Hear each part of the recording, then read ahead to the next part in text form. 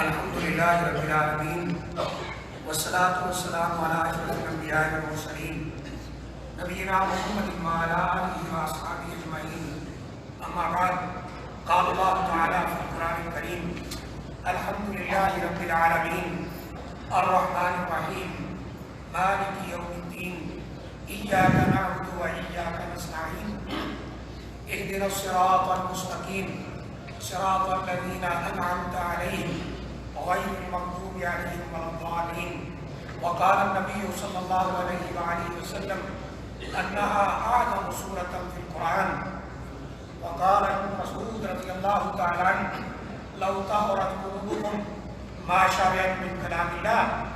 قابل کرام بھائیوں دوستوں بزرگوں، آج کا خطبہ جمعہ سورہ فاتحہ کے متعلق ہے، اور ویسے تو انسان کو ایسے پروگرام اور جمعہ یہ خطبے سننے چاہیے شوق کے ساتھ، لیکن سورہ فاتحہ کا معاملہ ایسا ہے کہ آپ بھائیوں سے درخواست کروں گا کہ آج کا جو جمعہ ہے اسے ذرا سنیے کہ سورہ فاتحہ کس عظمت کی مالک صورت ہے اور اس کے معنی کیا ہے جو ہم ہر روز نماز کے اندر پڑھتے ہیں۔ کم از کم ہمیں فاتحہ کا تو علم ہونا چاہیے، یہ بہت بڑا یعنی اہم مسئلہ ہے ہمارے لیے۔ تو آپ نے جب خطبہ سنا ہے تو شروع میں کہا گیا کہ سورہ فاتحہ کا نام فاتحہ اس لیے ہے، فاتحہ کا معنی ہوتا ہے کسی چیز کو شروع کرنے والی، اور یہ قرآن کو شروع کرتی ہے، یعنی قرآن مجید کا افتتاح اللہ نے سورہ فاتحہ سے کیا ہے، اس لیے ایک اس کا نام فاتحہ بھی، یعنی قرآن کو کھولنے والی، جس سے قرآن مجید شروع ہوتا ہے۔ قرآن مجید اللہ کا کلام ہے، یہ کلام اللہ، اور اس کو شروع کیا ہے اللہ نے سورہ فاتحہ کے ساتھ۔ تو اس سے بھی پتہ چلتا ہے کہ یہ سورہ مبارکہ بہت عظمت والی ہے، جس پہ اللہ تعالیٰ نے اپنے کلام کو شروع کیا ہے۔ نمبر 2، اس کا دوسرا نام الرقیہ ہے۔ اس کے کیا معنی ہوتے ہیں؟ کسی بیمار کے اوپر دم کرنا۔ اس سورہ مبارکہ سے دم بھی کیا جا سکتا ہے۔ مشہور ایک واقعہ ہے کہ کسی علاقے سے صحابہ کرام گزر رہے تھے، وہاں انہوں نے مہمان نوازی طلب کی کہ ہم مسافر ہیں، مہمان نواز ہیں، ہمیں کچھ کھانے پینے کے لیے دیا جائے، ہم اس علاقے کے رہائشی نہیں ہیں۔ لیکن انہوں نے ان کی کوئی بات سنی نہیں۔ تھوڑی دیر کے بعد ان کا جو سردار ہے اس کو سانپ وغیرہ نے ڈنگ مار دیا ہے۔ اب یہ لوگ بھاگ کر ان کے پاس آتے ہیں، صحابہ کرام کے پاس، کہتے ہیں کہ دیکھنے کو آپ لوگوں کی شکلیں بڑی اچھی اور نورانی معلوم ہوتی ہیں، کیا تم میں کوئی ایسا شخص ہے جو کسی چیز سانپ وغیرہ کے کاٹے کا دم کر سکے؟ صحابہ کرام نے کہا ہاں ہم کر سکتے ہیں۔ سورہ فاتحہ پڑھی اور اس پر دم کر دیا، اللہ تعالیٰ نے اسے صحت عطا فرمائی، لیکن اس دم سے پہلے کہا کہ ہم نے تم سے مہمان نوازی طلب کی، تم نے مہمان نوازی نہیں کی، لہذا ہم ایک روایت میں ملتا ہے 30 بکریاں لے کے پھر دم کریں گے۔ وہ مجبور تھے، دم کیا۔ اب جب کھانے لگے رستے میں پکا کر، تو بعض صحابہ کرام کہنے لگے کہ جب تک رسول اللہ صلی اللہ علیہ وسلم سے ہم نہیں پوچھ لیتے ہمیں اس میں سے کھانا نہیں چاہیے۔ پتہ نہیں صحیح کیا کہ غلط کیا۔ جب نبی صلی اللہ علیہ وسلم سے آ کر پوچھا تو آپ نے فرمایا کہ ان کا گوشت پکاؤ اور میرا حصہ بھی رکھ لو، مجھے بھی بھیجو کھانے کے لیے۔ اللہ اکبر۔ یہ 2 نام۔ تیسرا نام اس کا ہے ام الکتاب۔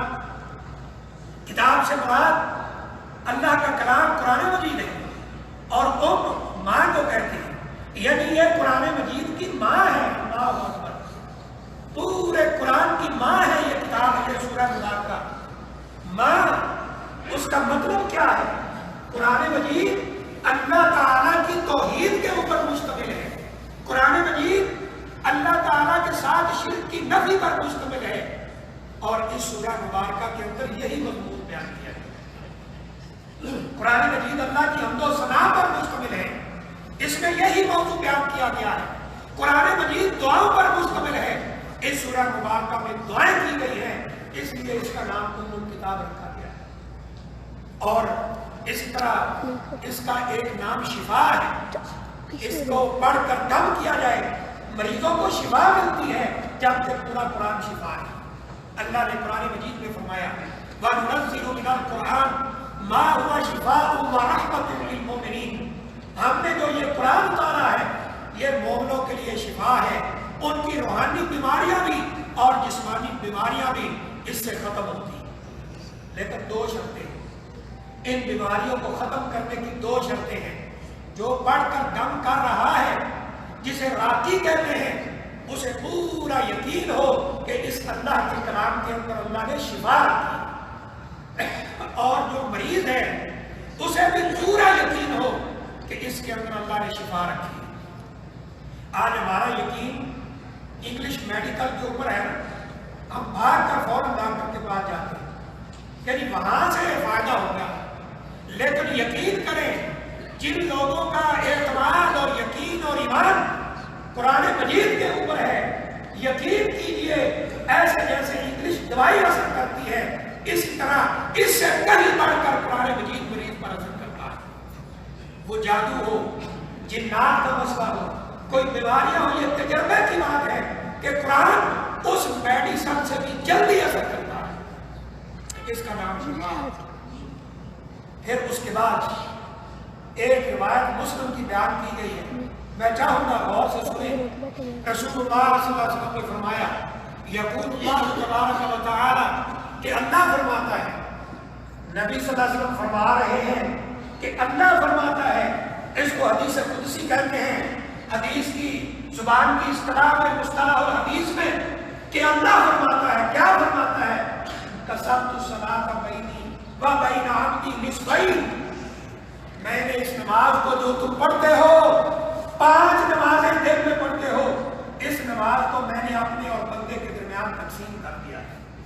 کیسے تقسیم کیا ہے وہ بھی سنیں۔ اس حدیث مبارکہ میں سورہ فاتحہ کو نماز کہا گیا ہے، میں نے نماز کو تقسیم کر دیا ہے اپنے اور بندے کے درمیان، نصفین، آدھا آدھا، 50-50 کر دیا ہے۔ وہ کیسے کہ بندہ نماز میں آ کے کھڑا ہے اور یہ کہتا ہے الحمدللہ رب العالمین، اللہ تعالیٰ اپنے عرش پر جواب دیتا ہے حمدنی عبدی، میرے بندے نے میری حمد بیان کی۔ یہ نماز میں کھڑا ہے زمین پر، اور نماز کے اندر کہتا ہے الحمدللہ رب العالمین، تمام تعریفیں اللہ کے لیے ہیں۔ اللہ تعالیٰ آسمان پر جواب دیتے ہیں حمدنی عبدی، میرے بندے نے میری حمد بیان کی ہے۔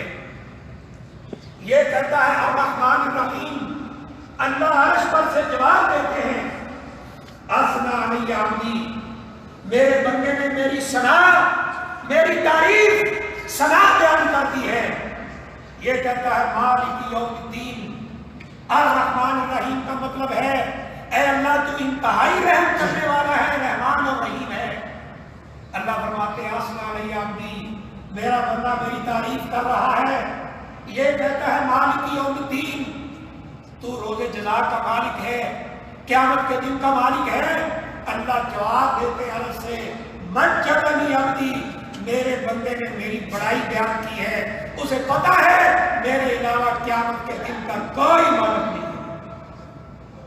پھر یہ کہتا ایاک نعبد و ایاک نستعین، اے اللہ ہم خاص تیری عبادت کرتے ہیں اور خاص تجھی سے ہی مدد مانگتے ہیں، کسی اور کی مدد، کسی اور کی عبادت نہیں کرتے اور کسی اور سے مدد نہیں مانگتے۔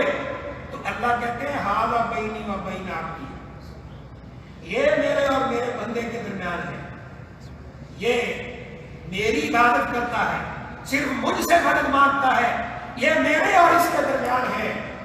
کیا مطلب ہے؟ سورہ مبارکہ کی پہلی 3 آیات اللہ کی خاص حمد و ثنا پر ہیں، وہ خاص اللہ کے لیے ہیں۔ یہ ایاک نعبد و ایاک نستعین، ہم صرف تیری عبادت کرتے ہیں، تجھ سے مدد مانگتے ہیں۔ اللہ فرماتے ہیں یہ میرے اور میرے بندے کے درمیان ہے۔ اعلان تو کر رہا ہے مسجد میں کھڑا ہو کر کہ صرف تیری عبادت کرتے ہیں، لیکن بہت سارے مسلمان ایسے بھی ہیں مسجد سے باہر نکلتے ہیں عبادت کی کئی اقسام دوسروں کے لیے کرنا شروع کر دیں. آدھا بینی و بین عبدی، یہ میرے اور میرے بندے کے درمیان ہے. پھر یہ کہتا ہے اہدنا الصراط المستقیم، یا اللہ مجھے سیدھے راستے کے اوپر چلا. کون سا رستہ؟ صراط الذین انعمت علیہم غیر المغضوب علیہم ولا الضالین، ان لوگوں کا رستہ جن پر تیرا انعام ہوا ہے اس پر چلا دے اور اس راستے سے بچا لے جن لوگوں پر تیرا غضب ہوا ہے اور وہ گمراہ ہو. تو اللہ کہتے ہیں میرے بندے جو تم نے سوال کیا ہے نا وہ تیرے لیے ہے، میں نے تجھے عطا کر دیا ہے. اللہ اکبر. ایک نا یہاں بڑی پوائنٹ کی بات بتاؤں. ایک عیسائی مناظرہ کر رہا تھا مسلمان سے، جمعے میں ذکر نہیں ہوا، میں سمجھانے کے لیے بتا رہا ہوں. تو اس نے کہا مسلمان عالم کو کہ یہ بتاؤ کہ تم ہر نماز میں کہتے ہو اہدنا الصراط المستقیم، ہمیں سیدھا رستہ دکھا. 1400 سال گزر گئے ابھی تمہیں سیدھا رستہ نظر ہی نہیں آیا. عیسائی کا سوال سمجھ آیا؟ اہدنا الصراط المستقیم، اے اللہ ہمیں سیدھے رستے کی طرف ہدایت دے. وہ کہتا ہے مسلمان مناظر کو، مسلمان عالم کو، آج تک تمہیں سیدھا رستہ نظر ہی نہیں آیا، تم ابھی تک مانگ رہے ہو. تو جواب کیا تھا وہ تو سننے والا ہے. فرمایا اے عیسائی بدبخت، تم نے اس آیت کا مطلب ہی نہیں سمجھا ہے. اس آیت کا مطلب یہ ہے اے اللہ ہمیں سیدھا رستہ دکھا بھی، اور اے اللہ ہمیں اس پر چلا بھی، اور اے اللہ ہمیں مرتے دم تک اس پر ثابت قدم بھی رکھے. یہ ہے جواب. اور میں سوال کرتا ہوں آپ سے بھائیوں، پہلے بھی یہاں یہ مسئلہ بیان ہوا تھا نا تو بعض بھائی بڑا ریئیکشن کرتے ہیں. میں آپ سے سوال کرتا ہوں، یہ مسلم شریف کی روایت ہے، اللہ ہر آیت کریمہ کا جواب دیتے ہیں. مسلم شریف یہاں نہ ہو تو مکتب میں آ جاؤ، میرے پاس موجود ہے، یہ حدیث دیکھ سکتے ہو. سوال یہ پیدا ہوتا ہے جو شخص نماز میں کھڑا ہو کے فاتحہ پڑھتا ہی نہیں ہے اس کو جواب کہاں سے ملتے ہیں؟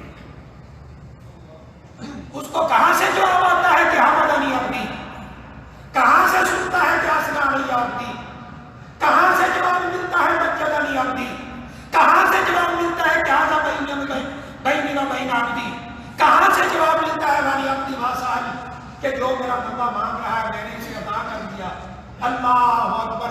اس لیے آپ نے شروع میں جمعہ کے اندر سنا ہے کہ یہ وہ سورہ مبارکہ ہے جو ہم ہر نماز کی ہر رکعت کے اندر پڑھتے ہیں، یہ لازمی. اس لیے نبی صلی اللہ علیہ وسلم نے فرمایا لا صلاۃ لمن لم یقرأ بفاتحۃ الکتاب، جو فاتحہ نہیں پڑھتا ہے اس کی نماز ہی نہیں ہوتی. اور پھر ہم نے اس کی مختصر تشریح بھی سنی ہے، وہ بھی سن لیں. الحمدللہ رب العالمین. میں اس بات کا اقرار کرتا ہوں کہ ساری کی ساری تعریفیں وہ اللہ تعالیٰ کی ہیں. یہاں اللہ کے لیے تعریفوں کا کیا مطلب ہے کہ جیسے میرے رب کی تعریفیں ہیں دنیا میں کسی اور کی ایسی تعریفیں نہیں.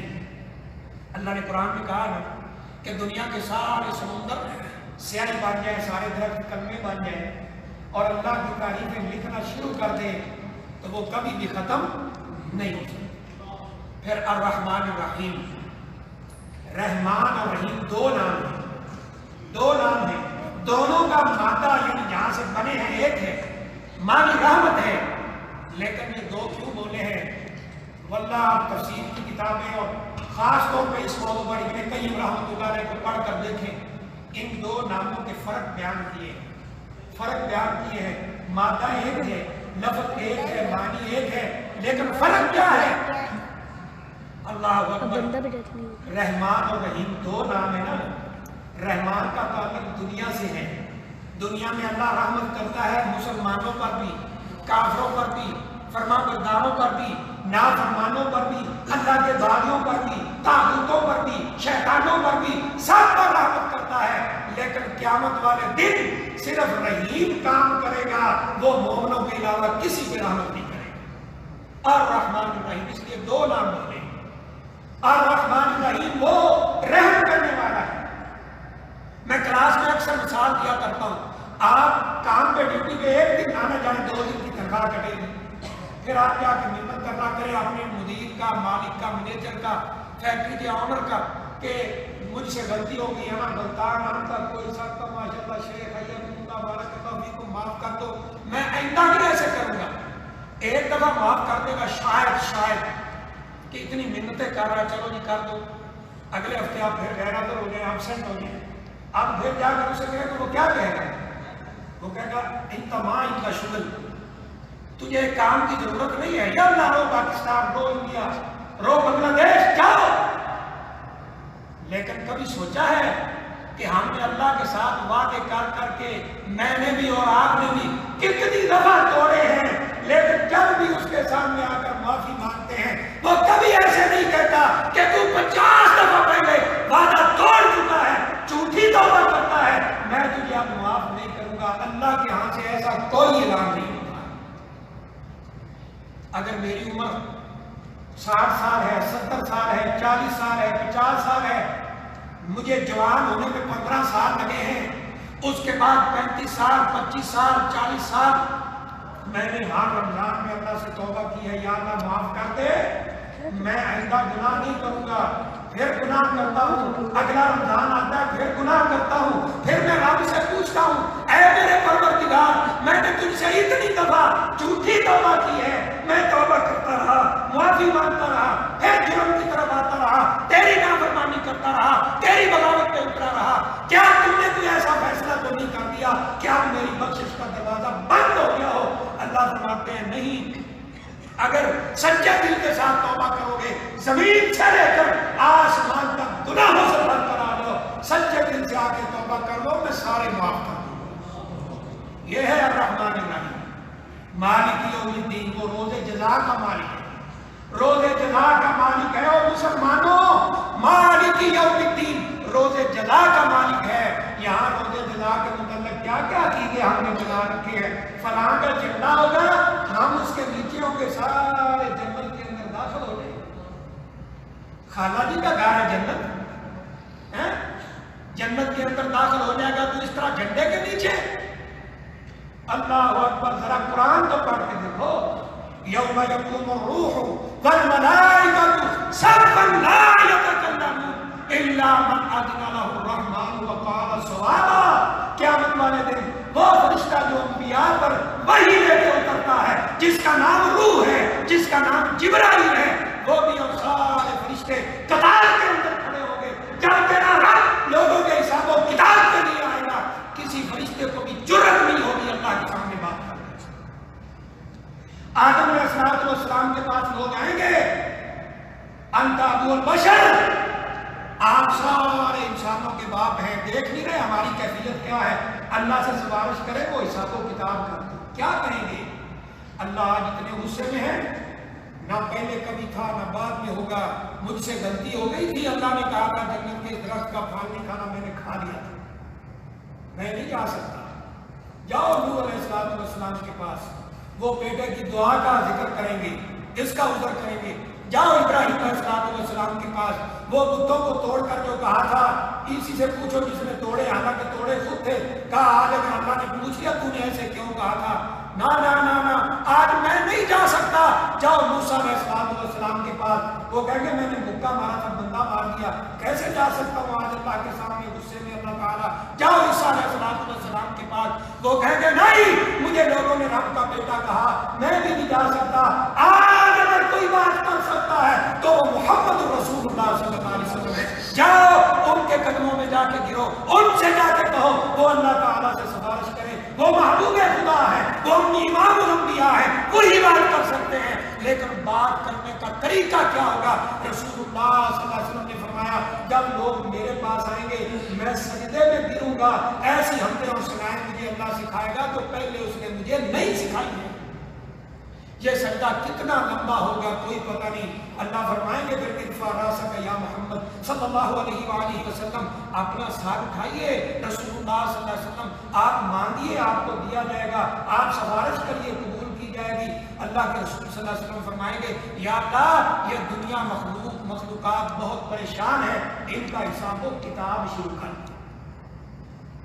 उस दिन झंडे के नीचे जिस दिन नबियों को भी बात करने का कोई ताकत नहीं होगी, अपने अकीदा सही कर लो मेरे भाइयों। ہاں جب نبی صلی اللہ علیہ وسلم سفارش کریں گے، شفاعت عظمیٰ، یہ وہ مقام ہے جو ہم ہر اذان کے بعد اللہ کے رسول صلی اللہ علیہ وسلم کے لیے طلب کرتے ہیں.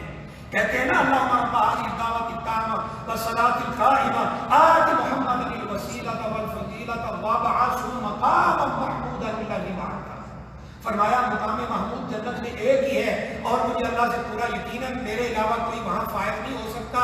اور وہ مقام محمود کیا ہے؟ سفارش عظمیٰ کا حق ہے جو رسول اللہ صلی اللہ علیہ وسلم کے علاوہ کسی کو نہیں ہے. آپ سفارش کریں گے، پھر اس کے بعد دوسرے انبیاء سفارش کریں گے، پھر اللہ کہتے ہیں جس کو میں عبادت دوں گا. من اللہ پڑھتے ہو نا آیت الکرسی، من اللہ یشفع عنده الا باذنہ، اس کے اذن سے سفارش ہوگی اور ہوگی بھی اس کے لیے جس کے لیے اللہ کہیں گے کہ اس کی سفارش کرو. یہ ونادوا موازین القسط، قیامت والے دن ہم ترازو لگائیں گے انصاف والا، جہاں نہ پیسہ چلے گا، نہ رشوت چلے گی، نہ قوت چلے گی، نہ دوست دھاتی، نہ عہدہ، کچھ نہیں چل سکے. یہ ہے قیامت کا دن. تو جب انسان اللہ کے حضور ڈر کر کہتا ہے مالک یوم الدین، یا اللہ میرا یہ عقیدہ ہے تیرے علاوہ روز جزا کا مالک کوئی نہیں ہے. اللہ کہتے ہیں مجدنی عبدی، میرے بندے نے میری بڑائی بیان کر دی ہے، اسے پتا ہے کہ مجھ سے بڑھ کر کوئی نہیں. اس لیے تو ہدایت ملتی ہے. جب ہم نے واقعہ پڑھنی ہی نہیں، سمجھنا ہی نہیں ہے تو ہدایت کہاں سے آئے؟ یہ ہے. پھر آگے ہم کہتے ہیں اہدنا الصراط المستقیم، سیدھا رستہ یا اللہ دکھا. کن کا رستہ؟ جن پر تیرا انعام ہوا. اور وہ انعام کن پہ ہوا؟ من النبیین والصدیقین والشہداء والصالحین. نبی، شہداء، نیک لوگ، ان کا رستہ صدیقین کا وہ ہمیں دکھا، اس پہ چلا. اور جو وہ رستہ ہے ان لوگوں کا جو گمراہ ہوئے اور ان پر تیرا غضب ہوا، ان کے رستے پہ نہ چلا. وہ کون ہے؟ ایک اہم بات جمعے میں سنی، آپ نے سن لیں. گمراہ اس بندے کو کہتے ہیں گمراہ جو علم نہ رکھتا ہو اور عبادت پہ عبادت کیے جائے وہ صحیح ہو یا غلط بس کیے جائے، یہ گمراہ. اور مغضوب کون ہے؟ جس کو پتہ ہونے کے باوجود اس حق بات کو چھپا لے، نہ خود اس پہ عمل کرے نہ لوگوں کو بتائے. یہ ہے. یہ کس نے کیا تھا کہ پتہ ہونے کے باوجود چھپا لیا تھا؟ یہ یہودیوں نے کیا تھا. آپ نے واقعہ سنا نا، ایک یہودی عورت زنا کرتی ہے، نبی صلی اللہ علیہ وسلم کے پاس آپ نے کہا رجم کرو. تو پھر ایسے بات ہوئی تو کہا کہ تمہاری شریعت میں کیا لکھا ہے؟ ہاں پہلے آپ نے فرمایا تمہاری شریعت میں کیا ہے؟ کہنے لگے کہ بس یہ لکھا ہے، اس کو تھوڑی بہت سزا دے دو، منہ کالا کر دو، جانور پہ بٹھا دو. کہا تو رات لے کے آؤ. لے کے آئے. فرمایا جہاں زنا کی سزائیں لکھی ہیں تو رات میں وہ حصہ پڑھ کر سناؤ. وہ یہودی سنا رہا تھا نا، تو جہاں رجم کی سزا پتھر مار کے ختم کر دو، اس کے اوپر ہاتھ رکھ دیا، آگے پیچھے سے پڑھ کر سنا دیا. حضرت زید عبرانی زبان جانتے تھے، انہوں نے کہا ارفع یدا کا یا یہودی، اپنا ہاتھ اٹھاؤ. نیچے سے وہ نکلا رجم. تو جو جان بوجھ کر قرآن اور حدیث کا مسئلہ چھپائے، نہ خود عمل کرے نہ لوگوں کو بتائے، اسے پتہ بھی ہو، تو یہ گمراہ ہے، یہ مغضوب علیہ. اور جس کو پتہ ہی نہیں ہے وہ عمل کیے جا رہا ہے جہالت کی بنیاد پر، تو یہ شخص گمراہ ہے. ہماری سنت اسلامیہ میں دیکھیں، کچھ لوگ ہمیں ایسے ملیں گے جن کو مسئلے کا پتہ بھی ہے. یقین کریں، ایک نہیں دو نہیں ہزاروں مثالیں ہماری زندگی میں تو یہ تجربہ ہے. مسئلے کا پتہ ہے لیکن نہ خود عمل کریں گے نہ لوگوں کو بتائیں گے کہ کہیں ہمارا جو سلسلہ چلا ہوا نا وہ ختم نہ ہو جائے. تو یہ ان لوگوں کے ساتھ جا ملیں گے جن پر اللہ کا غضب ہوا ہے. میں چھوٹی سی بات بتاؤں، میرے ایک دوست ہیں سیاسی طور پر ان کا بڑا ہے وہ تعلق، اس کی والدہ فوت ہوئی. میں اس وقت لاہور پڑھاتا تھا تو کہا کہ آپ آ جائیں، جنازہ آپ نے پڑھانا ہے. جنازہ پڑھایا، اس نے مجھے روک لیا کہ یہ کل ہوتے ہیں، کل میں نے تو کرنے نہیں، لیکن لوگ اکٹھے ہوتے ہیں وہاں آپ نے یہ جنازے کے متعلق، قبر کے متعلق، یہ جو ہے نا تعزیت کے متعلق گفتگو کرنی. خیر وہ موقع ملا، کافی سارے لوگ ہیں. یقین کریں کہ میں تعزیت کی دعائیں، جنازے کی دعائیں، قبر پہ اتارنے کی دعائیں اور اس طرح نہلانے کا طریقہ، جنازے کا طریقہ، اس کی دعائیں وہ بتایا.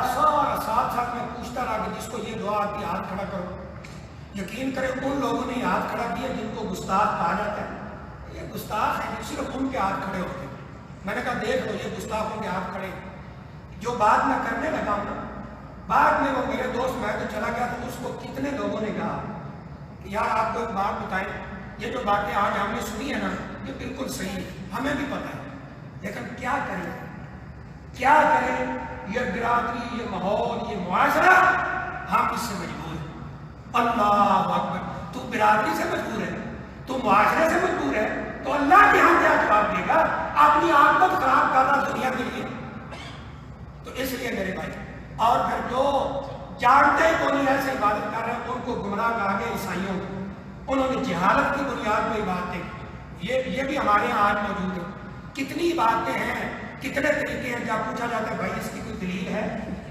دلیل کوئی نہیں، نہ قرآن سے، نہ حدیث سے، نہ نبی صلی اللہ علیہ وسلم کے فرمان سے، نہ صحابہ کے عمل سے، تو کیا کہیں گے؟ کیا حرج ہے جس میں؟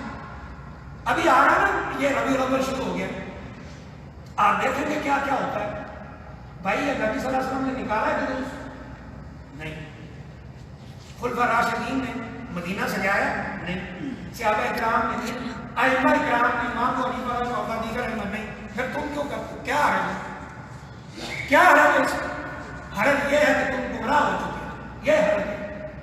تو اس لیے میرے بھائیوں پھر ہم نے ایک اور بات سنی، تھوڑی سی بات وضاحت کے لیے لمبی ہوگی، کہ انہوں نے کہا کہ میں تمہاری منت کرتا ہوں اے مسلمان لوگوں، بھائیوں، کہ یہ قرآن سیکھو، فاتحہ ضرور سیکھو۔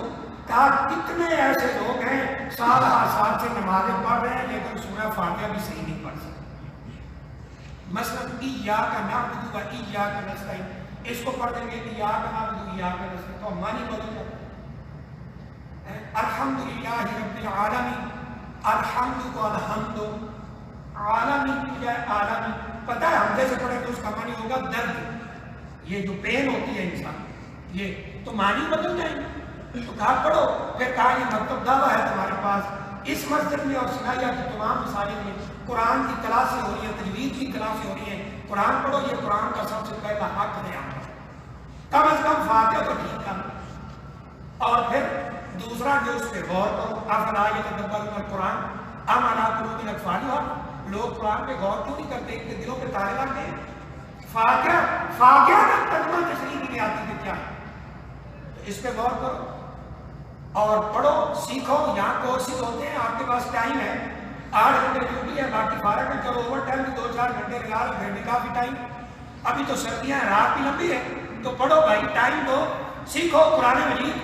ہماری جو کلاس ہوتی ہے اتوار والے دن، اس میں اسپیشلی قرآن مجید کا ترجمہ، تشریح، پڑھنے کا طریقہ سکھایا جا رہا، بتایا جا رہا۔ تو پھر اگلا کیا ہے کہ اس میں عمل بھی کرو، لوگوں کو تبلیغ بھی کرو قرآن کی، یہی کامیابی ہے۔ اللہ سے دعا ہے اللہ ہمیں عمل کی توفیق عطا فرمائے۔ تو آپ الحمدللہ۔